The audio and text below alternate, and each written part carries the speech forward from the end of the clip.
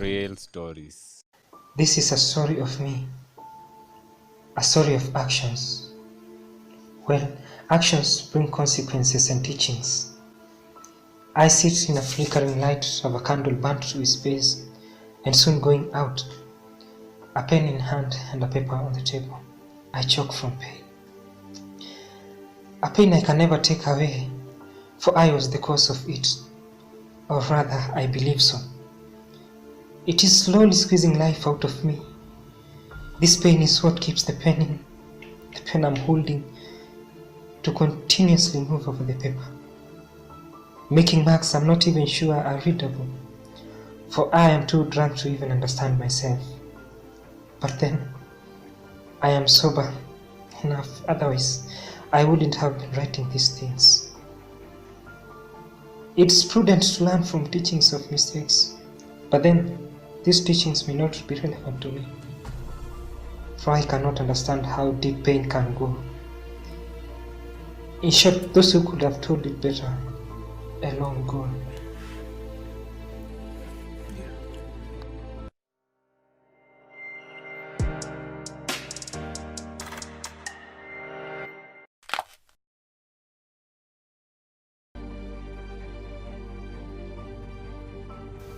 An hour ago, I entered this house with a gentleness I never had, especially when Elsie was here with us. Okay, Elsie is my wife, but she no longer lives here with us, and never coming back. That is, she has now found another home, a permanent home. Well, we buried her last week. The house looked empty, but it's not like I lived here alone. I had Jennifer, my last valuable possession.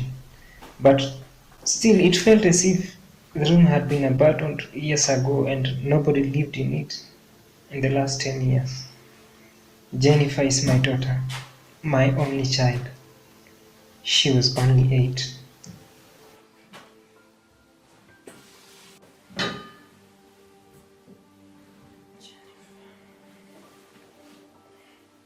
Oh God, I felt angry and sorry for Jennifer. I was actually angry with myself. How could I have left her here and went drinking?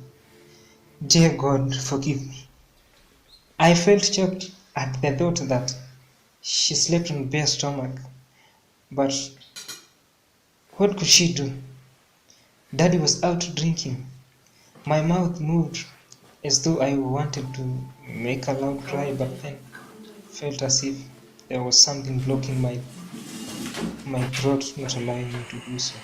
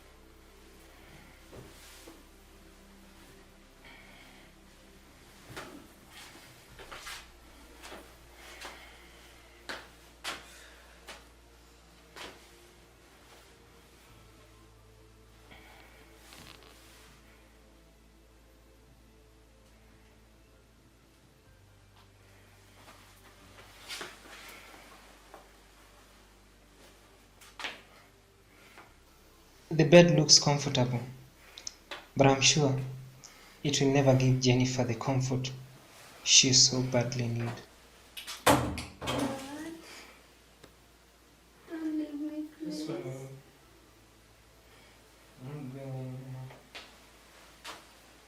I'm staying with you. As a matter of fact, I'm not writing these things so others could read, but just penning them down gives me a satisfaction that I made a mistake and would want to correct it.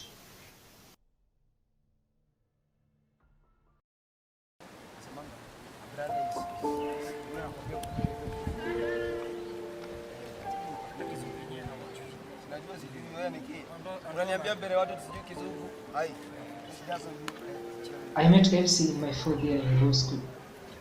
She was a current student at the same university, and she was in her third year. I was loving and Elsie loved me since then. It is also important that I mention that by then I had already started drinking. Actually, I started drinking as early as from my second year in the university. But I never came to university a drunkard. I was introduced to drinking by three people I happened to share a room with during my second year: Anderson, Tony, and Patrick. Anderson and Tony were telecommunication engineering students, then while Patrick was my classmate. I have never known their whereabouts ever since the graduation. To these three, all they could ever think of was partying and alcohol was their food. They used to invite me to most of these parties, and thus when I started drinking with them. Elsie and I moved together as soon as she graduated, and shortly afterwards we officially got married. That was on December 2009.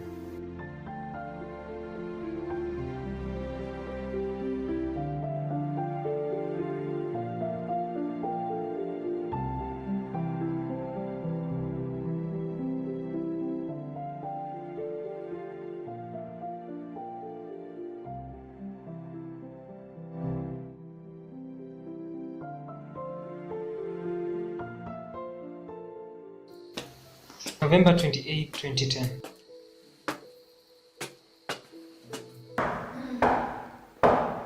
Just a minute.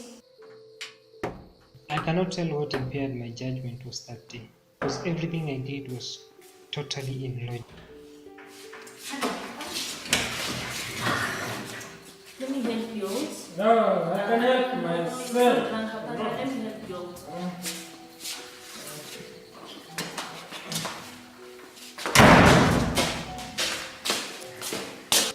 Ah, you man.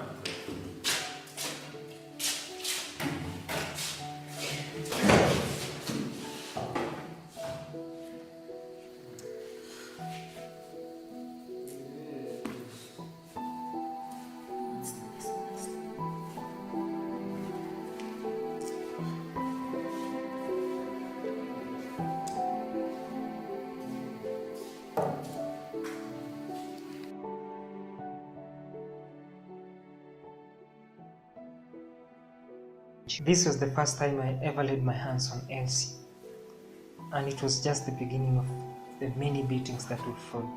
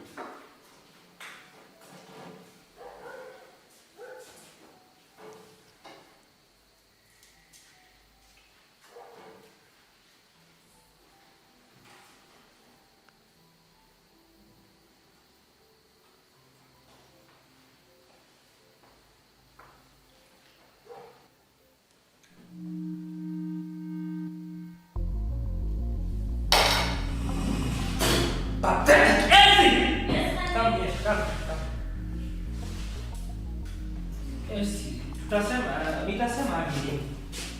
How do you serve me cold food? Don't you know that food is supposed to be warm before it's brought up to the table? I know it's supposed to, but then the gas. You know, then what did you do after that? So let me Now, explain. stop it!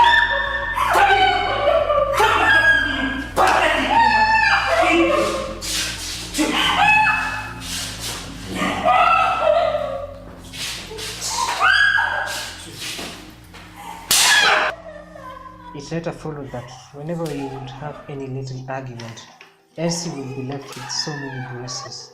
This is how my morals and humanity eroded with time. The only logic I saw was going to drink with friends and would answer their call for a drink faster than I listened to Elsie.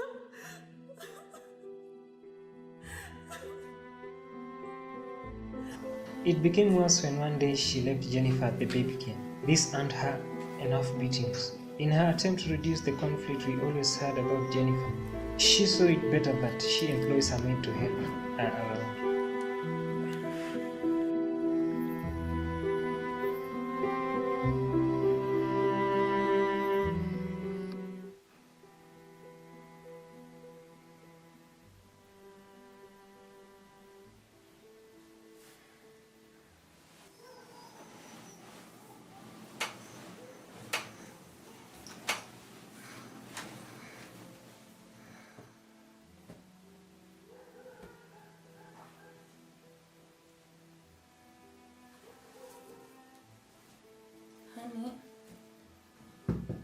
Honey, why are you not sleeping?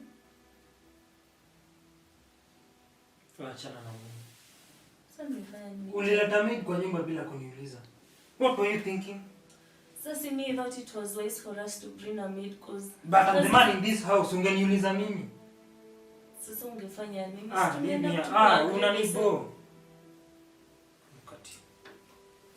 Sasa ulikuwa na option gani? Mimi si manage hizi kazi zote with the kid, pressure from work. Hey.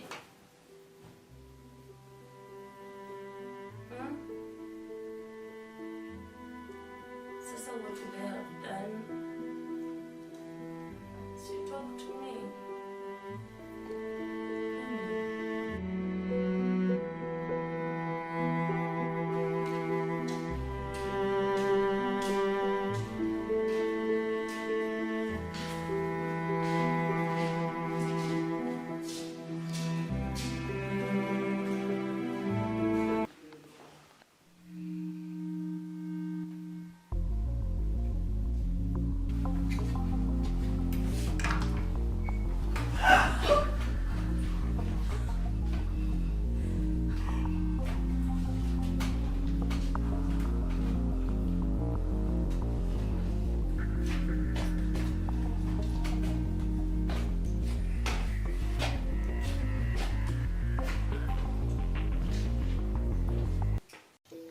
But days later, after the cheating scenario, tragedy struck.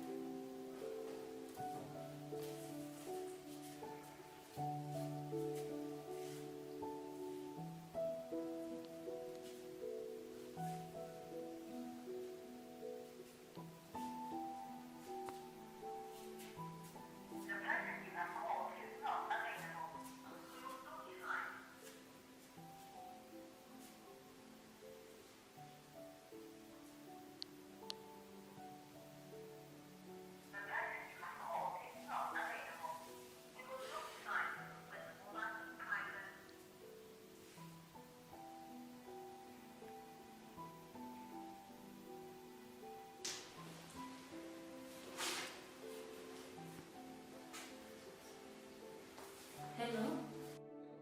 Hey Benjamin? I was calling to inquire kama mko na work hapo.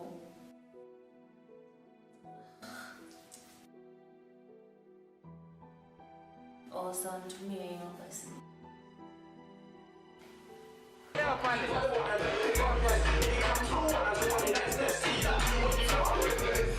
Kazi yake ni pale.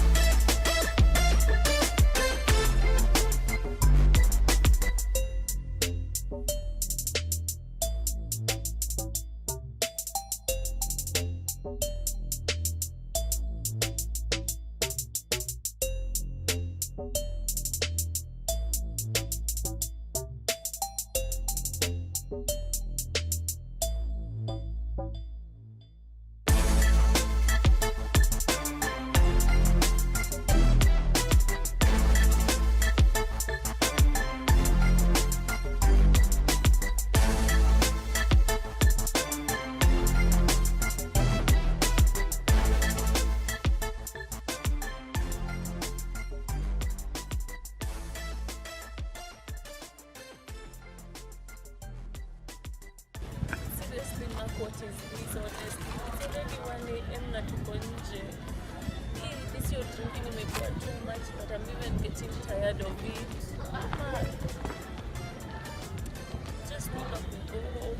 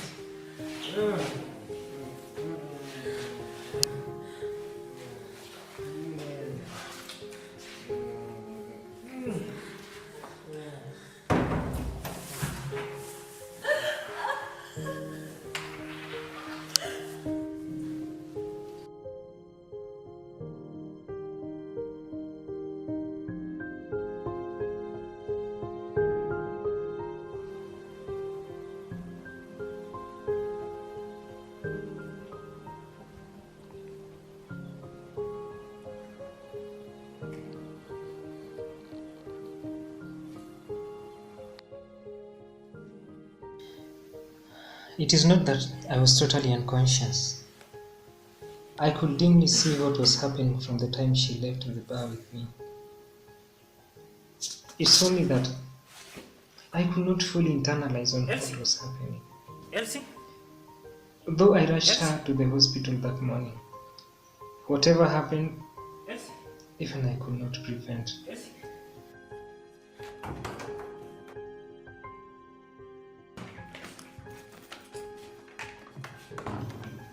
I brought her home after the hospital checkup. Then I left for job. I did not know it could end that way. But the truth is, when I came home that evening,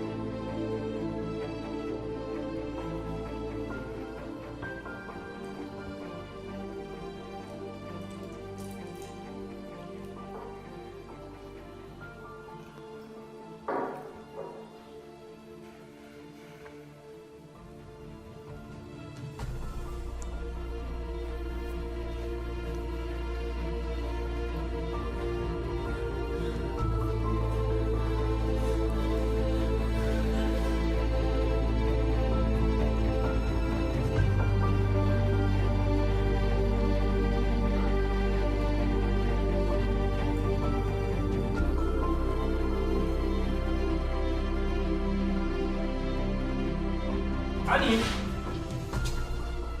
Sweetheart. I'm back. Nimekuja. Elsie. Elsie. I found her sleeping on the floor, with all the medicine prescribed to her today empty. Oh, She had poisoned herself. Elsie. Elsie. Elsie. Elsie. Elsie. Elsie. Elsie.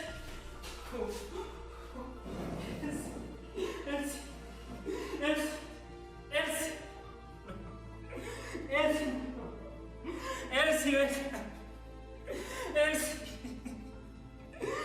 I found a letter on the table, Elsie. Elsie. not addressed to me either. It was for Jennifer. Though Jennifer could not read, this is what the letter said. Dear Jennifer, I choose to leave you because I can't stand this anymore. The suffering I've undergone is enough. When I add to this humiliation, I just can't stand life. And this was both because of I and your dad. But he's a good dad, I forgive him. He'll take good care of you. Be a good girl. Oh please. no! Elsie!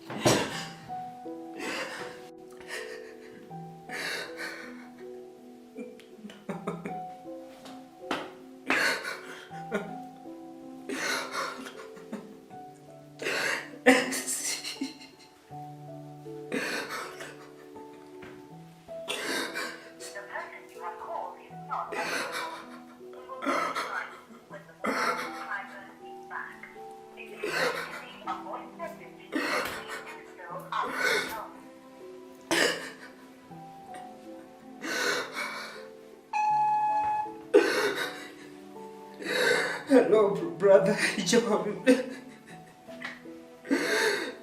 I'm calling to say goodbye.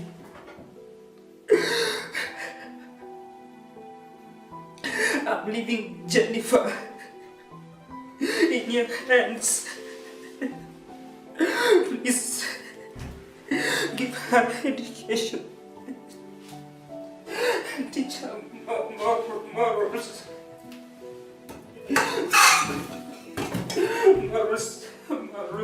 Morals makes us humans.